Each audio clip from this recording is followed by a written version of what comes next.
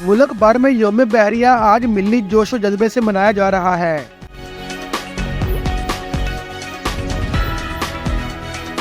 سمندری حدود کے نگہبانوں کو سلام۔ ملک بھر میں یوم بحریہ آج ملی جوش و جذبے سے منایا جا رہا ہے۔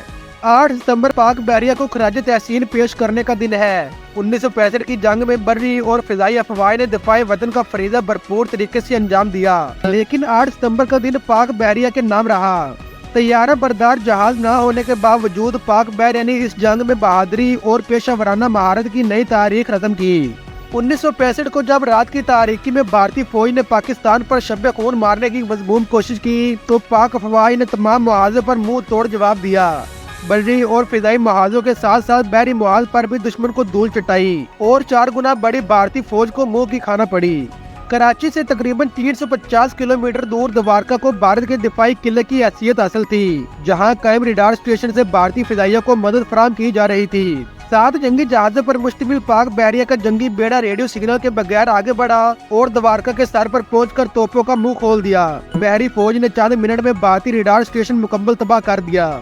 دوارکا کا آپریشن پاکستان کی تاریخ کا ایک انمٹ باب اور پاک بحریہ کی پیشہ ورانہ کارکردگی کا ناقابل فراموش کارنامہ ہے۔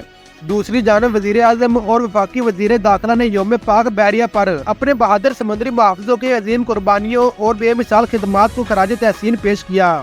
وزیر اعظم شہباز شریف نے پاکستان بحریہ کے تمام اراکین کو دلی مبارکباد پیش کی اور کہا کہ پاک بحریہ کی مستقل مزاجی ان کی فرض شناسی اور وطن سے محبت کا ثبوت ہے۔ پاک بحریہ کی خدمات اور قربانیوں کی دل سے قدر کرتے ہیں۔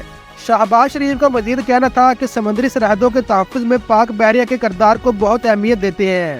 یوم پاک بحریہ پر اپنے پیغام میں محسن نقوی کا کہنا تھا کہ 8 ستمبر ہماری دفاعی تاریخ کا ایک اور عظیم الشان و یادگار دن ہے۔ 1965 کی جنگ میں پاک بحریہ کے سرفروشوں نے دشمن کی سمندری طاقت کا غرور ملیہ میٹ کیا۔